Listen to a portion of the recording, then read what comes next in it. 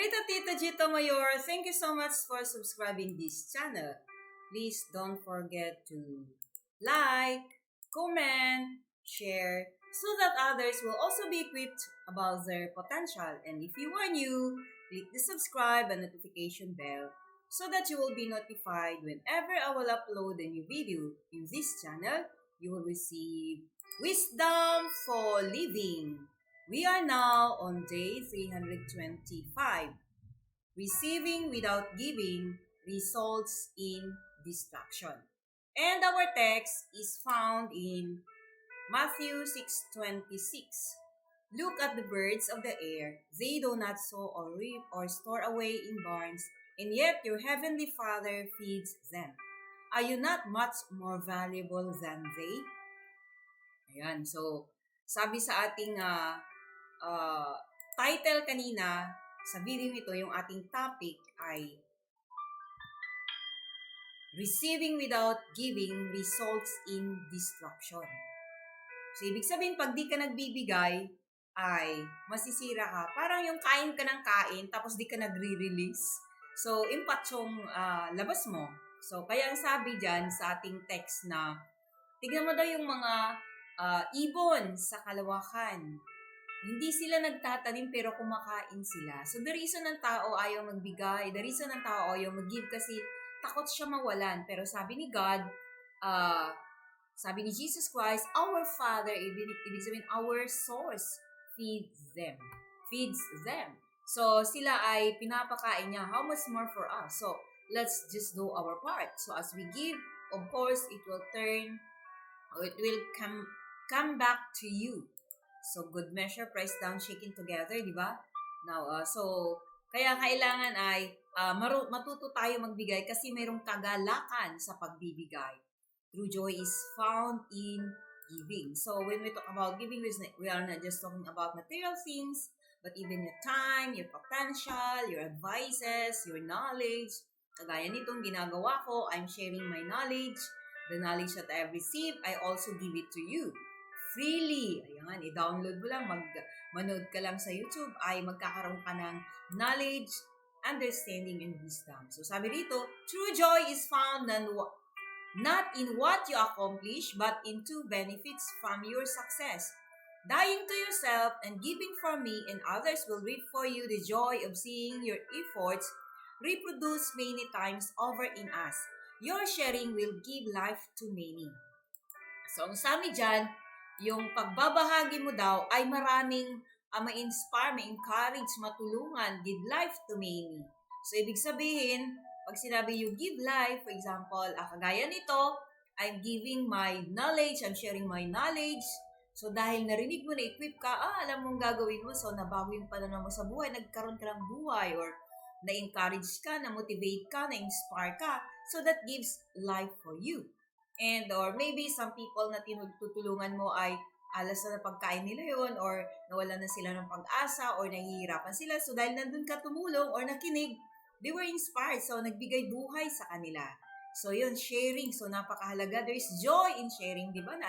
Maka-identify kayo sa sinasabi ko na kapag nagbigay ka, iba yung pakiramdam na kung saan mayroong feeling of joy, contentment because we were designed to give.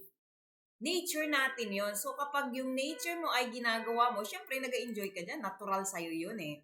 So, pero pag nag-refuse ka na magbigay, syempre, hindi mo ginagawa yung destinyo sa'yo. So, ito, if however you refuse to share, you will destroy both God's joy in giving to you and your joy in passing on what He gives.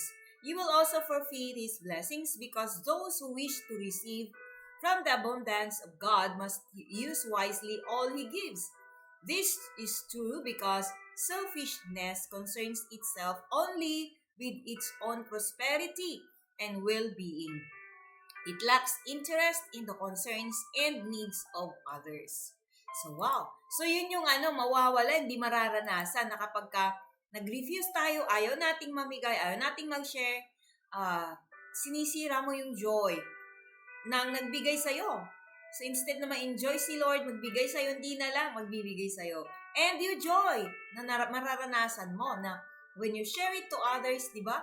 When you share it to others, ay nakakaramdam ka ng kagalakan.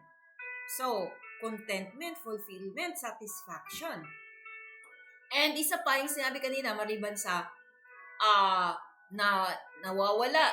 Okay, so you deserve both God's joy na na-enjoy sana si Lord magbigay sa iyo at magbigay pa sa iyo.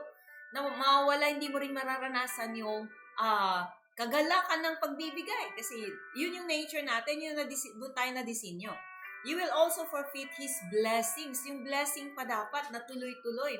Kasi daluyan tayo, di ba? Channel of blessing. You are blessed to be a blessing. Ayan, yung nakaraan, di ba?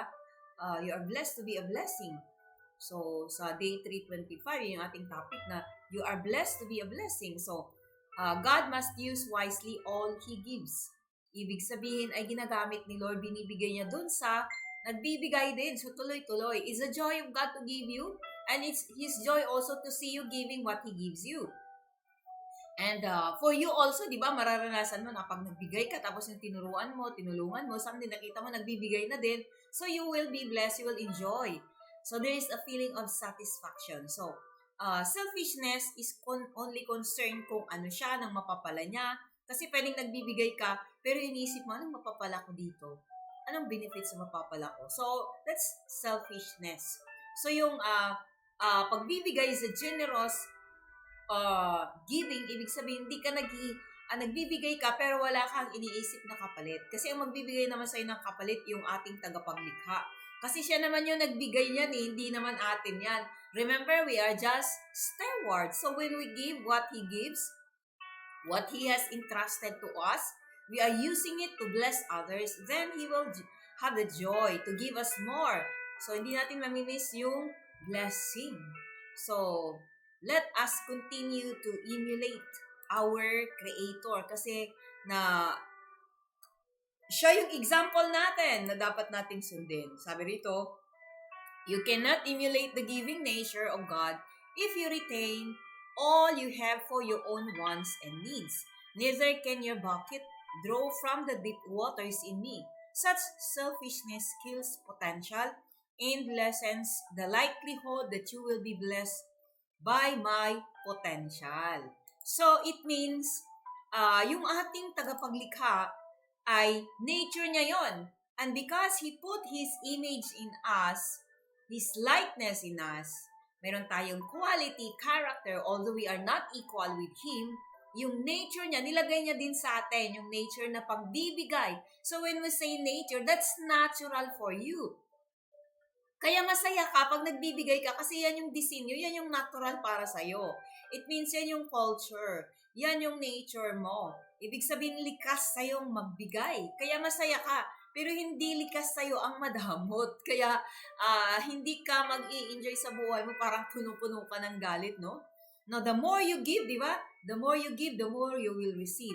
Give and it will come back to you. Good measure, pressed down, shaken together, and running over. I'm not just talking about money. I'm not just talking about material things. I'm not just talking about what you have or wealth na material. But I'm also talking about the time you give to your children, to others, to people, to listen, the knowledge, yung sinasabi ko sa inyo, na kagayang ginagawa ko, I'm sharing the knowledge that I have. And since God is blessed, so will continue to give me more knowledge. O, di ba? Kung ano yung binigay mo, ganun din yung ibibigay sa'yo. The more I will give knowledge, I will share knowledge, the more I will receive more knowledge and understanding, revelation from our Creator. Kasi natutuwa siya magbibigay sa'yo. Kung ano yung galing mo, kung ano yung meron ka, yun yung ibibigay mo at yun yung i-multiply. Ang sabi sa Corinthians na hindi niya lang ibibigay sa'yo yung bread for your consumption. Hindi niya lang ibibigay sa'yo yung consumption mo, but even the things that you need to give to others, at it will multiply. So, ibig sabihin yun, ang padadamihin niya yung binibigay mo. Kung saan ka magaling, kung ano yung passion mo, yung binibigay mo, so, yun din yung padadamihin niya kasi doon ka natutuwa. That's your passion eh. So, how can you draw your bucket or sabi nga, neither can your bucket drew from the deep waters in me. So, kung ano man yung meron ka, di ba, we are like just treasures of jar na kung saan punong-puno ng jewels na kailangan natin ilabas. So, your potential is also way, for example, yun din yung ibibigay mo. Because once you don't share your potential, it will kill your potential, remember? Ganun. So, God bless you, and He has put His nature in you, the nature of giving, natural, likas sa'yo. Nilagay niya yun sa'yo kasi ganun siya. So, paano natin siya emulate? Sundin natin yung ating tagapaglikha. Nagbibigay siya with all his heart na walang iniisip na kapalit. But there's joy, natural na result. There is joy in you. Kaya, yun ang napakasarap na mararanasan ng giver. True wisdom is understanding this interdependence. The purpose of a man's heart are deep waters, but a man of understanding draws them out. Proverbs 20 verse 9. This cannot occur, however, if we are consumed by thoughts of ourselves.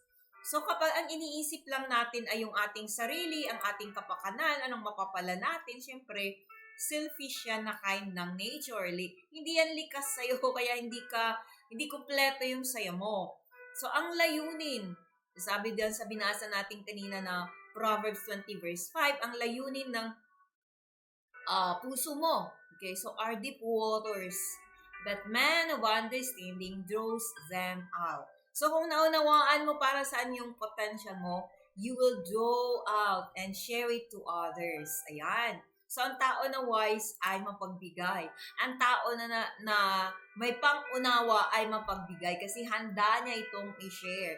Kasi naintindihan niya. So remember, you are blessed to be a blessing to others. And with the moment you begin to give, the moment you begin to share, then you will discover the joy of giving. You will experience the joy of giving. So, give whatever you have. Continue to share it to others. Make it your lifestyle. Kasi nature natin yan, na-disenyo tayo na mamigay, hindi magdamot. So, share your potential, share your time, share your knowledge, share your give, share your abilities. Ano mang meron ka, pwede mong ibigay sa mga nangangailangan at kailangan din nila yan so that they will also be inspired, be motivated, be educated, be blessed, and they can also bless others. So, chain reaction yon. Because we receive from God, we also give freely. Okay, so I have a question here for you. How do you emulate the nature of God in giving? So, paano mo ngayon i-emulate yung nature ni God in giving? So, if you have the answer, just leave a comment below. Thanks for watching. God bless.